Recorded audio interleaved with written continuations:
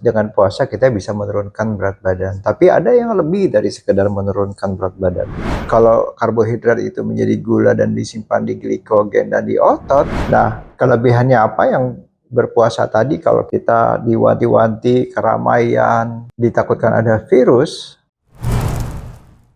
puasa dengan hubungannya dengan kesehatan dan otot. Banyak yang berpikir puasa itu hanya untuk cara untuk menurunkan berat badan. Bisa. Dengan puasa kita bisa menurunkan berat badan. Tapi ada yang lebih dari sekedar menurunkan berat badan. Saya bilang sekedar menurunkan berat badan. Karena apa? Banyak cara untuk menurunkan berat badan. Tapi ada kelebihannya dari puasa. Bahwa puasa itu menurunkan gula darah, benar sekali. Kalau misalnya kita olahraga, tapi kita masih makan karbohidrat, naik gula darahnya.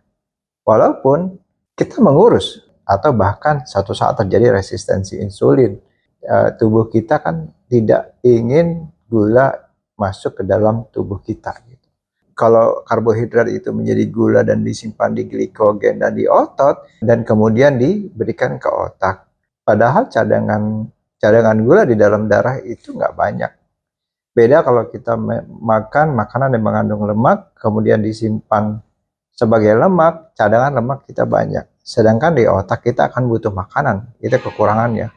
Jadi kalau otak kita masih mengandalkan gula, dia akan mengandalkan glikogen yang ada di liver. Sedangkan liver itu terbatas. Coba kalau otak kita mengandalkan energinya keton yang berasal dari lemak kita banyak. Jadi kesulitannya melakukan puasa yaitu kalau kita masih mengandalkan energi dari glikogen atau gula. Nah, kelebihannya apa yang berpuasa tadi kalau kita diwanti-wanti keramaian, ditakutkan ada virus, padahal yang kita tahu virus itu dia bukan seperti bakteri di jamur yang bisa bergerak, dia hanya data yang nempel di dalam sel kita.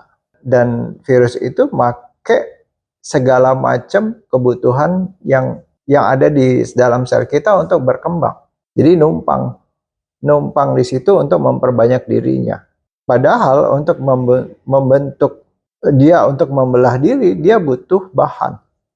Dia bisa pakai di badan kita, bisa pakai alat-alat di badan kita. Di dalam sel itu banyak alat-alat untuk berkembang, untuk membelah. Karena badan kita mengizinkan untuk dia berkembang. Karena banyak virus-virus ya, tapi banyak sekali virus-virus yang badan kita sudah mengenali dan tidak mengizinkan untuk berkembang, sehingga ada antibodi. Padahal di COVID ini badan kita seakan-akan nggak kenal sama dia. Jadi mengizinkan dia untuk berkembang.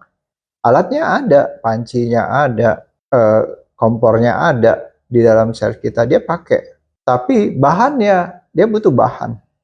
Untuk masak, dia butuh bahan. Bahannya apa? Karbohidrat. Kalau dia nggak ada bahan karbohidrat, dia tetap masuk ke kita. Tapi dia susah berkembang karena nggak ada karbohidrat. Karena virus ini numpang masak di dapur kita bisa tahu apakah dapur kita ini sudah terinfeksi, sudah ditumpangi sama orang lain apa enggak. Caranya gimana? Kita berpuasa.